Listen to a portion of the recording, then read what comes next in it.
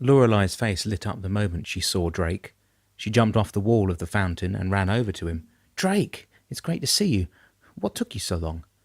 She was looking as beautiful as ever today, wearing high moss-coloured boots, a black skirt and a red and green patterned top that clung to her gorgeous figure.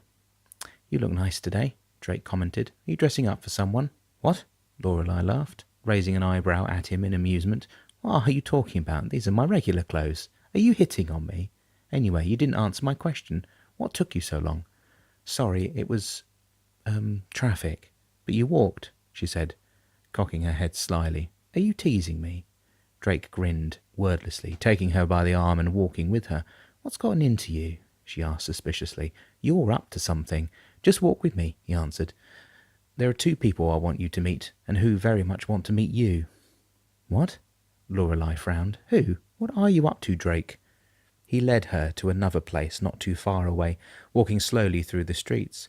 Around them people wandered back and forth as they drifted from one shop to the next, sitting on the benches outside or drinking at the coffee shops. "It's pretty here today," Lorelei said absently. "I love this town." "I know," Drake said, patting her arm. "You do love to tell me that." They continued to walk. It was just around the next corner that Lorelei met her surprise. She gasped as she saw approaching her a young man with a rose on his neck and red streaks in his white hair. Beside him was another, shorter with light brown hair and startling blue eyes like his companion. It was the street dancing brothers. "Lorelei," Drake said, leaning into her, "these are the brothers, Adrian and Diz." "It is a pleasure to meet you," the oldest one said. "My name is Adrian."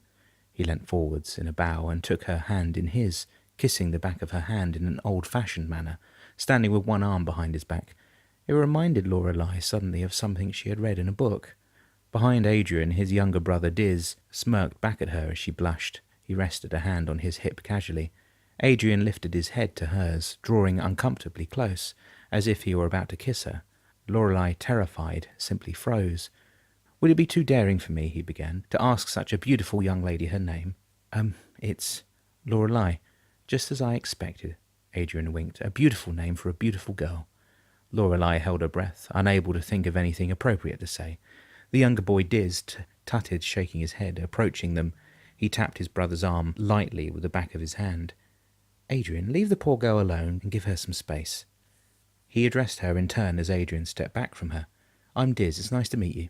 He smiled and winked at her, stepping forward and shaking her hand formally. "This is my older brother," Diz said. "He's already introduced himself.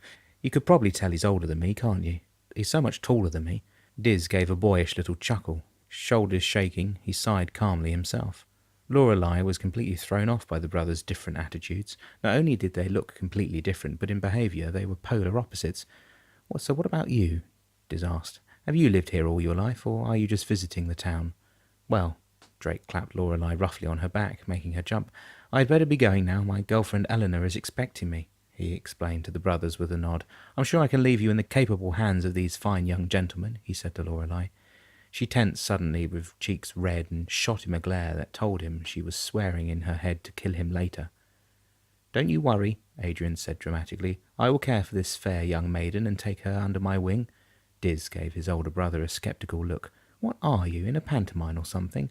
I'll see you later." Drake tipped his forehead at them. "Have fun, Lorelei," he called back. "I know they'll look after you." "Come," the older brother Adrian said, gently taking Lorelei by the arm. "Let's go someplace fun." Adrian led her away, with Diz skipping behind them. Drake was laughing all the way to the train station as he went. Along with his thoughts, Lucas wandered through the town, avoiding the busiest parts and heading to places ever more quieter. Finally, he reached the edge of the town, where he could walk no further. Not even realizing where his feet had taken him, Lucas glanced up now, seeing the ocean before him. He was at the harbour, which was deserted at this time. The ocean was calm, rocking gently the boats that were docked. Lucas stood for a moment, casting his gaze out onto the surface of the water. He turned, walking one way near the edge of the water, passing the boats lined up beside him. Serenity, Wild Dancer, Jill. The boats ranged from small rowing boats to larger and more majestic ones, both new and old. It was interesting to see such a mixed housed together, like different breeds that shared the same space. Lucas listened to his own footsteps as he walked, stepping over a bundle of old net that lay discarded in his path.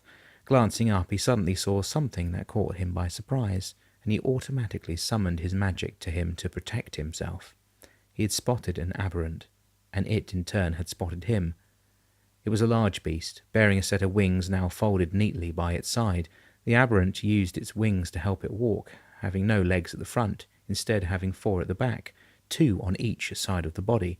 Lucas watched the aberrant as it casually walked past him. There was caution in its eyes, but it did not appear threatening in any way, merely minding its own business, as Lucas had been doing. The aberrant turned its bony head forwards again, flicking its long tail. Lucas saw at the end of its tail was a claw, with 3 sharp fingers that almost waved at him as it moved. Once the aberrant had passed, it turned back and lay down, resting with its legs stretched out and its head held high. The eyes drooped shut, as if the aberrant was thinking of rest. Lucas stared at it a moment longer, before realizing his magic and drifting away. He glanced back at it as he went, but the creature had not moved. It appeared to be fast asleep in its sitting position, bathing in the sun. Lucas walked on several more minutes, eventually forgetting about the aberrant entirely. The salty smell in the air was strong, but not unpleasant, and he was so taken with the atmosphere around him that he almost didn't notice. It was rare to see someone here who was not a fisherman or who didn't own a boat, but on this day there was a girl. She was young, dressed all in black, with her black hair cut into a bob. She was sitting on the pier, with her legs dangling off the edge. Lucas would have kept moving, but there was something else he saw that surprised him. A toy, brought alive by magic. It hovered in the air beside the girl, and together they gazed out to sea silently as if they were hypnotized. Lucas slowed to a stop, staring at the both of them for several seconds. After a time, the girl looked around as if she could feel his sight touching her. She gasped in surprise, caught off guard. The girl brought her legs up and rose suddenly. Lucas could see fear and uncertainty in her.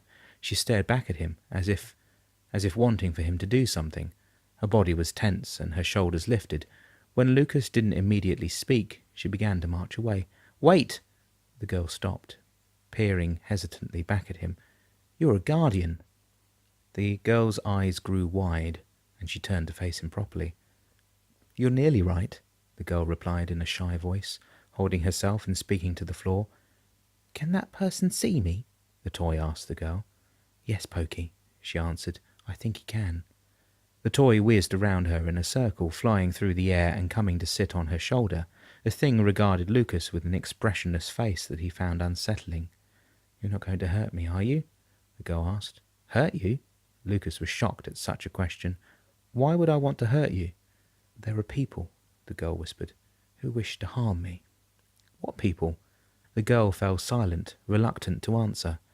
"I've tried to fit in," she moaned. "I've tried, but all my life." She buried her face in her hands and began to cry. Lucas's heart jolted, and he felt suddenly uncertain, unsure of what to do. He had rarely been in the presence of a crying girl, but on these few occasions there had always been others around to deal with it. But this time he was on his own. "Hey," he spoke gently to her. "It's okay, there's no need to be sad." He took a step towards her, slowly approaching. She lifted her head when she felt a hand on her shoulder, seeing Lucas smiling at her nervously. "Please don't cry," he said to her. "I'm just afraid." She wiped her eyes with the back of her hands. "What's your name?" Lucas asked. It's Evany," she said, sniffing. It's Ebony," she said, sniffing. "And my name is Pokey," the toy cried out, seemingly oblivious to Ebony's sadness. "What is it?" Lucas asked, staring at the toy intently. "I've never seen anything like it before." "He's my friend," Ebony replied, gathering herself together. "I created him." The toy ascended in the air, flying in a circle around the two of them, and coming to hover between them. Its arms pointed downwards, as if it cocked its head curiously at Lucas. "Lucas? It's my name," he told Ebony. "It's Lucas." "That's a nice name." "Thanks. Ebony is a nice name too." She smiled at him, reluctant to meet him in the eye and only glancing briefly up at him. "You're not going to hurt me?" she asked again. "No," Lucas answered. "Promise?" Lucas saw then how scared and uncertain she was, like him. "I promise," he told her. There are people, she said, people who want to hurt me. I am not one of them. She appeared to relax a little, holding a fist on her heart. I see that now. Lucas paused. An awkward silence passed between them while Lucas thought of something to say. Evany stared calmly, as if she was now merely curious about him.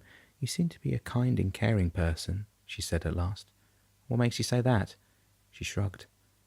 Most people barely even see me. You're the first person in my life I remember to show me true kindness. Lucas felt a tug in his heart then, a deep sadness for her.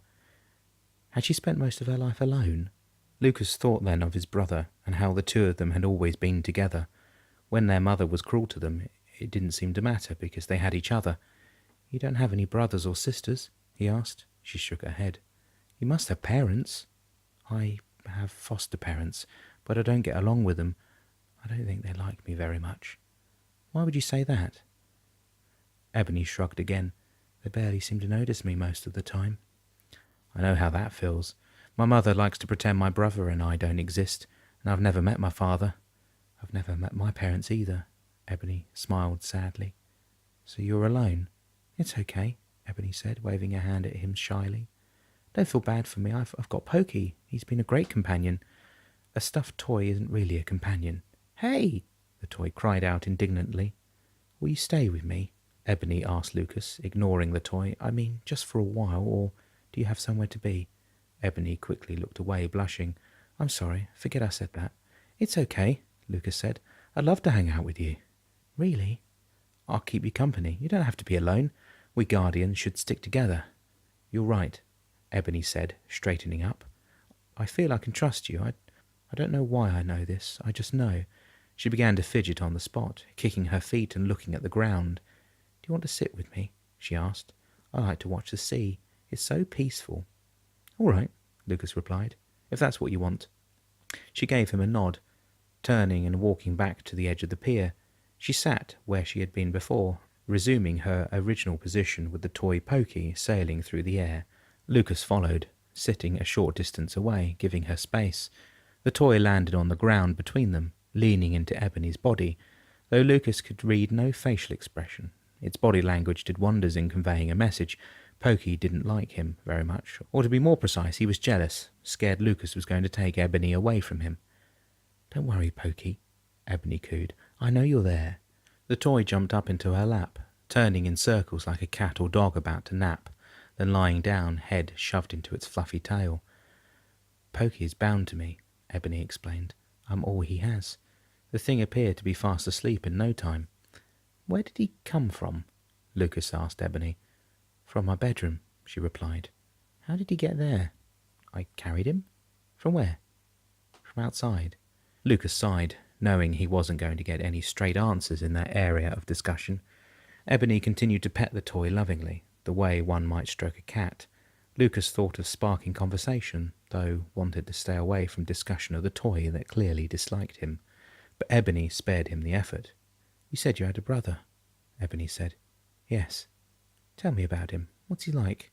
I would like to have had a sibling growing up. His name is Reuben. He's in hospital at the moment.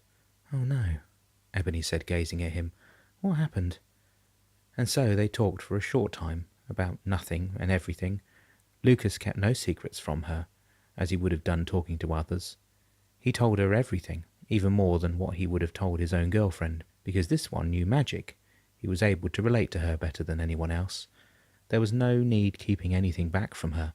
On occasion, Evany laughed, and Lucas smiled, and so they formed a sort of bond between them, two people who had, until very recently, been complete strangers to one another.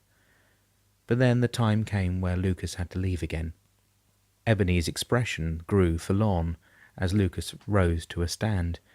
If I need help, she said to him before he left. You'll help me, won't you?